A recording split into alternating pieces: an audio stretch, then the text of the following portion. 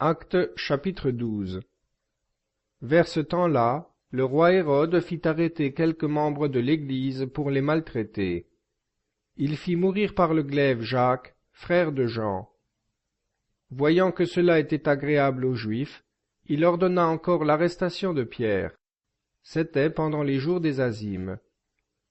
Lorsqu'il l'eut en son pouvoir, il le jeta en prison, et le mit sous la garde de 4 escouades de 4 soldats chacune, avec l'intention de le faire comparaître devant le peuple après la Pâque.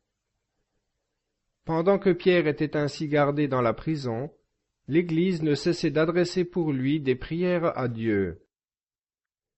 Or, la nuit même du jour où Hérode devait le faire comparaître, Pierre, lié de 2 chaînes, dormait entre 2 soldats, et des sentinelles devant la porte gardaient la prison.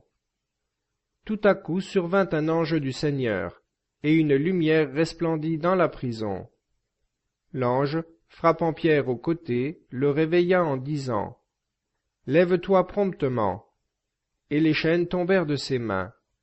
L'ange lui dit « Mets ta ceinture et tes sandales. » Il le fit, et l'ange ajouta « Enveloppe-toi de ton manteau et suis-moi. » Pierre sortit et le suivit, ne sachant pas que ce qui se faisait par l'ange fût réel. Il croyait avoir une vision. Lorsqu'ils eurent passé la première garde, puis la seconde, ils arrivèrent à la porte de fer qui donne sur la ville. Elle s'ouvrit d'elle-même devant eux. Ils sortirent et s'engagèrent dans une rue, et aussitôt l'ange le quitta.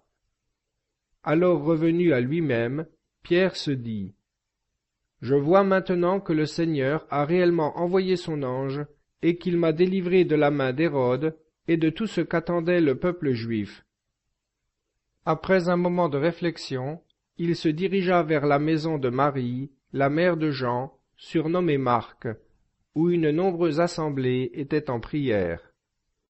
Il frappa à la porte du vestibule, et une servante, nommée Rhodée, s'approcha pour écouter. Dès qu'elle eut reconnu la voix de Pierre, dans sa joie, au lieu d'ouvrir, elle courut à l'intérieur annoncer que Pierre était devant la porte. Ils lui dirent « Tu es folle !» Mais elle affirma qu'il en était ainsi, et ils dirent « C'est son ange !» Cependant Pierre continuait à frapper, et lorsqu'ils lui eurent ouvert, en le voyant, ils furent saisis de stupeur.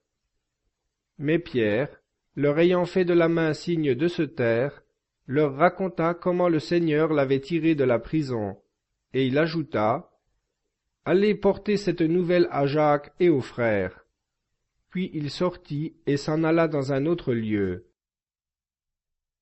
Quand il fit jour, il y eut une grande agitation parmi les soldats pour savoir ce que Pierre était devenu. Hérode le fit chercher, et ne l'ayant pas découvert, il procéda à l'interrogatoire des gardes et les fit conduire au supplice. Ensuite il quitta la Judée pour retourner à Césarée, où il séjourna. Hérode était en hostilité avec les Tyriens et les Sidoniens.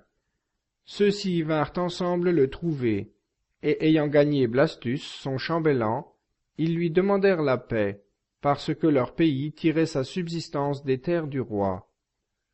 Au jour fixé, Hérode, revêtu d'habits royaux et assis sur son trône, les haranguait.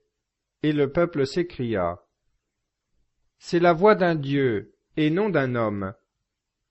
Au même instant, un ange du Seigneur le frappa, parce qu'il n'avait pas rendu gloire à Dieu, et il expira, rongé des vers. Cependant la parole de Dieu se répandait de plus en plus, et enfantait de nouveaux disciples. Barnabé et Saul, après s'être acquittés de leur ministère, s'en retournèrent de Jérusalem, emmenant avec eux Jean, surnommé Marc.